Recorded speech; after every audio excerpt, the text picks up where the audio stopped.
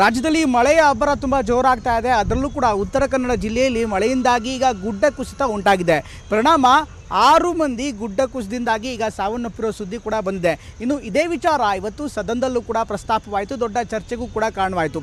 ಪ್ರಮುಖವಾಗಿ ಆಡಳಿತ ಪಕ್ಷದ ಶಾಸಕ ಸತೀಶ್ ಶೈಲ್ ಅವರ ಕ್ಷೇತ್ರದಲ್ಲಾಗಿರುವಂಥ ಸಮಸ್ಯೆ ಬಗ್ಗೆ ಮಾತನಾಡಿದ್ರು. ಹಾಗೆಯೇ ಈ ಗುಡ್ಡ ಕುಸಿತಕ್ಕೆ ಕಾರಣ ಈಗಾಗಲೇ ರಾಷ್ಟ್ರೀಯ ಹೆದ್ದಾರಿ ನಿರ್ಮಾಣ ಮಾಡ್ತಾ ಇರುವಂಥ ಖಾಸಗಿ ಕಂಪನಿ ಎನ್ನುವಂಥ ಆರೋಪ ಕೂಡ ಕೇಳಿಬಂತು.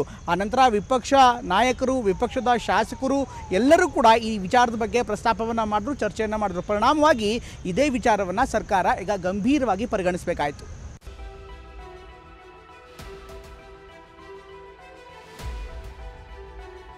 ಸ್ಲೈಡಿಂಗ್ ಆಗಿ ಹೈವೇಯಿಂದ ತಳ್ಳಿ ಹೋಗಿ 2-3 ಮನೆಗಳು ಧ್ವಂಸ ಆಗಿದ್ದಾವೆ.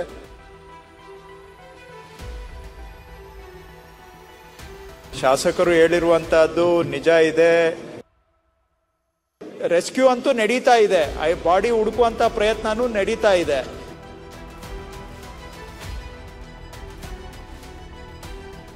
ರಾಜ್ಯದಲ್ಲಿ ಮಹಾಮಳೆಯ ಆರ್ಭಟಕ್ಕೆ ಅಲ್ಲೋಲ ಕಲ್ಲೋಲವೇ ಆಗೋಗಿದೆ. ಉತ್ತರ ಕನ್ನಡ ಜಿಲ್ಲೆಯಲ್ಲಂತೂ 10 ಗುಡ್ಡಗಳೇ ಕುಸಿದಿವೆ. ಬೃಹತ್ ಗುಡ್ಡಗಳು ಕುಸಿದಿದ್ರಿಂದ ಮನೆಗಳು ನೆಲ ಕಚ್ಚಿವೆ. ಹೆದ್ದಾರಿಗಳು ಬಂದಾಗಿದ್ರಿಂದ ವಾಹನ ಸವಾರರು ಪರದಾಡ್ತಿದ್ದಾರೆ. ಇನ್ನು ಅಂಕೋಲಾದ ಶಿರೂರು ಬಳಿ ಹೆದ್ದಾರಿಯಲ್ಲಿ ಬೃಹತ್ ಗುಡ್ಡ ಕುಸಿದು 7ಕ್ಕೂ ಹೆಚ್ಚು ಮಂದಿ ಜೀವಂತ ಸಮಾಧಿಯಾಗಿದ್ದಾರೆ. ರಸ್ತೆ ಬದಿ ನಿಂತಿದ್ದ ಗ್ಯಾಸ್ ಟ್ಯಾಂಕರ್ ನದಿಗೆ ಬಿದ್ದು ಕೊಚ್ಕೊಂಡು ಹೋಗಿದೆ.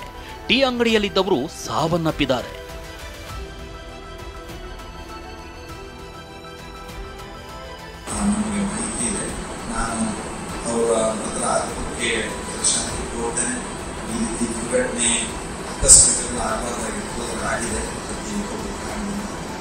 ಕಾರವಾರದಲ್ಲಿ ಗುಡ್ಡ ಕುಸಿತ ಪ್ರಕರಣ ಸದನದಲ್ಲೂ ಸದ್ದು ಮಾಡಿತು. ಶೂನ್ಯ ವೇಳೆಯಲ್ಲಿ ಪ್ರಸ್ತಾಪಿಸಿದ ಶಾಸಕ ಸತೀಶ್ ಶೈಲ್ ಕಾಮಗಾರಿ ನಡೆಸಿದ ಕಂಪನಿಯೇ ಇದಕ್ಕೆ ಕಾರಣ ಅಂತ ಹೇಳಿದ್ರು. ಅಂಕೋಲಾದಲ್ಲಿ ರಸ್ತೆ ಬದಿಯಲ್ಲಿರೋ 400 ಮೀಟರ್ ಹೈಟ್ ಗುಡ್ಡವನ್ನ ಇನ್ನೂ ಸ್ಲೋಪ್ ಮಾಡಿಲ್ಲ. ಇದರಿಂದಾಗಿಯೇ ಭೂಕುಸಿತ ಆಗಿದೆ ಅಂತ ಕಿಡಿಕಾರಿದ್ರು. ನಾಳೆಯೇ ಘಟನಾ ಸ್ಥಳಕ್ಕೆ ಸಿಎಂ ಹೋಗಬೇಕು ಅಂದ್ರು.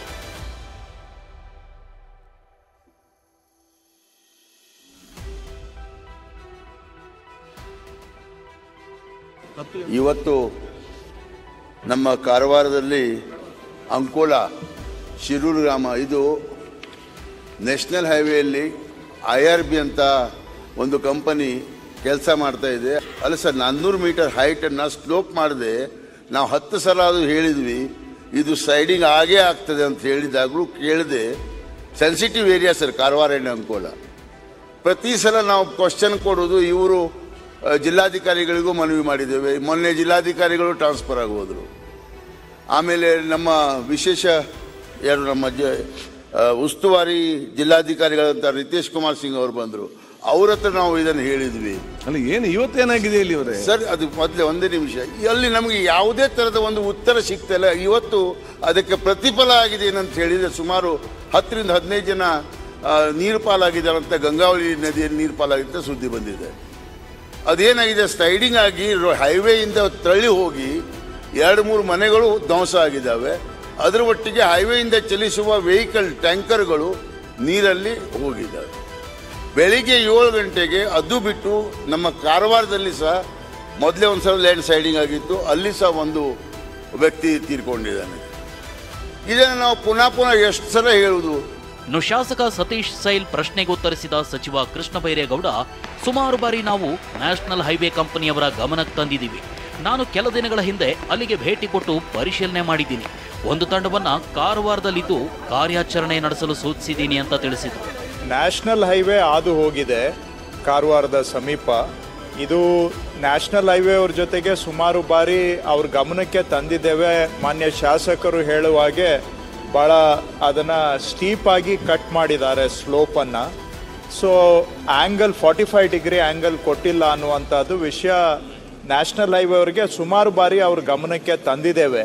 ಹೋದ ವರ್ಷನೂ ಕೂಡ ಈ ರೀತಿ ಆದಾಗಲೂ ಅವ್ರ ಗಮನಕ್ಕೆ ತಂದಿದ್ದೇವೆ. ನಾನು ಖುದ್ದಾಗಿ ಕಾರವಾರಕ್ಕೆ ಹೋಗಿ ಜಿಲ್ಲಾಧಿಕಾರಿಗಳ ಮುಖಾಂತರ ಅವರ ನ್ಯಾಷನಲ್ ಹೈವೇ ಪ್ರಾಧಿಕಾರದವರಿಗೆ ವಿಷಯವನ್ನು ಹೇಳಿದ್ದೇವೆ. ಅದನ್ನು ಫಾಲೋ ಮಾಡೋದು ಮಾಡ್ತೇವೆ. ಇವತ್ತಿನ ಘಟನೆ ಏನು ಪ್ರಸ್ತಾಪ ಮಾಡಿದ್ದಾರೆ ಮಾನ್ಯ ಶಾಸಕರು, ಅದನ್ನು ನಾನು 1 ಗಂಟೆ ಒಳಗಡೆ ಎಲ್ಲ ವರದಿಯನ್ನು ತರಿಸ್ತಾ ಇದ್ದೇನೆ. ಆಲ್ರೆಡಿ ಸೂಚನೆ ಕೊಟ್ಟಿದ್ದೇನೆ. ಶಾಸಕ ಸತೀಶ್ ಸೈಲ್ ಹೇಳಿರೋದ್ರಲ್ಲಿ ನಿಜ ಇದೆ ಅಂತಾನೆ ಸಚಿವ ಕೃಷ್ಣ ಬೈರೇಗೌಡ ಒಪ್ಪಿಕೊಂಡ್ರು. ಶಾಸಕರು ಹೇಳಿರುವಂತಹದ್ದು ನಿಜ ಇದೆ.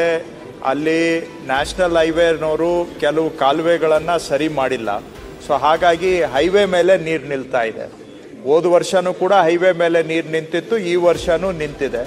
ಮತ್ತು ಹೈವೇಯಿಂದ ಕೆಳಬದಿಗೆ ಈ ನೇವಿವರ್ದು ಸೀಬರ್ಡು ಎಲ್ಲ ಪ್ರಾಜೆಕ್ಟ್ ಇದೆ, ಅಲ್ಲೂ ಕೂಡ ಕೆಲವು ನೀರು ಸರಿಯಾಗಿ ಹರಿದು ಹೋಗ್ತಾ ಇಲ್ಲ. ಇತ್ತ ತಮಿಳುನಾಡಿಗೆ ಕಾವೇರಿ ನೀರು ಬಿಡೋ ವಿಚಾರದಲ್ಲೂ ಸರ್ಕಾರ ವಿಪಕ್ಷ ನಡುವೆ ತಿಕ್ಕಾಟವೇ ನಡೀತಿದೆ. ದ್ರಾಕ್ಷಿ ಗೋಡಂಬಿ ತಿನ್ನೋಕೆ ಸರ್ವ ಪಕ್ಷಗಳ ಸಭೆಗೆ ಹೋಗ್ಬೇಕಿತ್ತ ಅಂತ ಕೇಂದ್ರ ಸಚಿವ ಕುಮಾರಸ್ವಾಮಿ ಕಿಡಿಕಾರಿದ್ರು. ಇದಕ್ಕೆ ಕೌಂಟರ್ ಕೊಟ್ಟಿರೋ ಡಿಸಿಎಂ ಡಿಕೆ, ಕುಮಾರಸ್ವಾಮಿ ರಾಜ್ಯದ ಹಿತ ಕಾವೇರಿ ಬಗ್ಗೆ ತಲೆ ಕೆಡಿಸ್ಕೊಂಡಿಲ್ಲ, ಕೇವಲ ಹಿಟ್ ಅಂಡ್ ರನ್ ಮಾಡ್ತಿದ್ದಾರೆ ಅಂತ ಕಿಡಿಕಾರಿದ್ರು. ನಾನು ಸರ್ಕಾರಕ್ಕೆ ಕೇಳಲಿಕ್ಕೆ ಬಯಸ್ತೀನಿ, ಅದೇನು ಹೇಳೋರಂಥದ್ದೇನು ಹೇಳೋದಿಲ್ಲ. ನೀವು ಅಲ್ಲೆಲ್ಲ ಪಾಂಡವಪುರದಲ್ಲಿ ಬಾಡೂಟವೇ ಕುಮಾರಸ್ವಾಮಿಗೆ ದೊಡ್ಡದಾಯಿತು ಅಂತೇಳಿ ಇವ್ರು ನೀರು ಬಿಟ್ಟು ಎಲ್ಲ ನಂತರ ಒಂದು ಕಾಟಾಚಾರ ಸಭೆ ಕರೆದಿದ್ದು. ನಾನು ಇವ್ರು ಕೂಡ ಗೋಡಂಬಿ ತಿನ್ನಕ್ಕಲ್ಲಿ ಹೋಗ್ಬೇಕಾಗಿತ್ತಾ? ಗೋಡಂಬಿ ಬಾದಾಮಿ ಕೊಡ್ತಾರಲ್ಲ ಇಲ್ಲಿ ಸರ್ಕಾರದಲ್ಲಿ, ಅದು ತಿಂದು ಇವರು ಶಬಾಸ್ಗಿರಿ ಕೊಟ್ಟು ಬರ್ಲಿಕ್ಕೆ ಹೋಗ್ಬೇಕಾಗಿತ್ತ? ನಾನು ಇಲ್ಲಿ ನೀರು ಬಿಟ್ಟಾಗಿದೆ 2 ದಿವಸದಿಂದನೇ, ಈಗಲೂ ಸಹ ನೀರು ಹೋಗ್ತಾ ಇದೆ. ನೋಡಪ್ಪ, ಅವರು ಒಂಥರ ಫಿಲಮ್ ಸ್ಟೈಲ್ ಮಾತಾಡ್ದಂಗೆ ಮಾತಾಡ್ತಾರೆ. ಅವರು ಗೋಡಂಬಿ ದ್ರಾಕ್ಷಿಗೆ ಕರೀತಾ ಇದ್ದೀವ ನಾವು, ಮತ್ತೆ ಯಾಕೆ ಕಳಿಸಿದ್ರು ಅವ್ರ ಪಾರ್ಟಿಯವ್ರನ್ನೆಲ್ಲ? ಅವ್ರಿಗೆ ರಾಜ್ಯದ ಹಿತದ ಬಗ್ಗೆ ರಾಜಕಾರಣ ಬಿಟ್ಟರೆ ರಾಜ್ಯದ ಹಿತದ ಬಗ್ಗೆ ಕಾವೇರಿ ಬಗ್ಗೆ ಯಾವತ್ತೂ ಅವರು ತಲೆ ಕೆಡಿಸ್ಕೊಂಡಿರಲಿಲ್ಲ. ಯಾವ ಜನಕ್ಕೆ ಯಾರಿಗೂ ಸಹಾಯ ಮಾಡಬೇಕು ಅಂತ ಬರೀ ಟೀಕೆ ಮಾಡೋದು, ಆರೋಪ ಮಾಡೋದು, ಹಿಟ್ ಅಂಡ್ ರನ್ ಮಾಡೋದು, ಹೋಗೋದು. ಅಸೂಯೆ ಅಷ್ಟೇ, ಬೇರೆ ಏನಿಲ್ಲ, ಅಸೂಯೆ ಅಷ್ಟೇ. ಅದು ಮೊದಲಿಂದನೂ ಅದು ನಡ್ಕೊಂಡು ಬಂದಿದೆ. ನಾನು ಅದಕ್ಕೆ ಕರಿತಾ ಇದ್ದೀನಿ, ಬಾಪ ಅಸೆಂಬ್ಲಿಲೋ ಎಲ್ಲರೂ ಒಂದ್ ಕಡೆ ಡಿಬೇಟ್ ಮಾಡೋಣ ಪಬ್ಲಿಕ್ ಅಲ್ಲಿ ಅಂತ ಹೇಳ್ತಾ ಇದ್ದೀನಿ. ಈಗ ಕಾಯ್ಕೊಂಡಿದ್ದೆ ನಾನು, ಸಿಗ್ಲಿಲ್ಲ, ಹೋದ್ ಸತಿ ಬರಲಿಲ್ಲ. ಕಾವೇರಿ ವಿಚಾರಕ್ಕೆ ತಮಿಳುನಾಡಿನವರು ಸರ್ವಪಕ್ಷ ಸಭೆ ಕರೆದಿದ್ದಾರೆ. ತಮಿಳುನಾಡಿನವರು ಸರ್ವಪಕ್ಷ ಸಭೆ ನಡೆಸಲು ನಮ್ಮ ಅಭ್ಯಂತರ ಇಲ್ಲ. CWRC ಆದೇಶದ ವಿರುದ್ಧ ನಾವು ಮೇಲ್ಮನವಿ ಸಲ್ಲಿಸಿದ್ದೀವಿ. ಹೀಗಾಗಿ ಮೇಕೆದಾಟು ಯೋಜನೆಗೂ ಅವಕಾಶ ಮಾಡಿಕೊಡಿ ಅಂತ ಡಿಸಿಎಂ ಡಿಕೆ ಶಿವಕುಮಾರ್ ಹೇಳಿದ್ರು. ಒಟ್ಟಾರೆಯಾಗಿ ಕರುನಾಡಿನಲ್ಲಿ ಮಳೆ ಅವಾಂತರದ ಬಗ್ಗೆ ಸದನದಲ್ಲೂ ಪ್ರಸ್ತಾಪವಾಗಿದ್ದು, ಮುಂಜಾಗ್ರತೆ ಕ್ರಮ ಕೈಗೊಳ್ಳುವಂತೆ ಆಗ್ರಹ ಕೇಳಿಬಂದಿದೆ. Bureau report, TV9.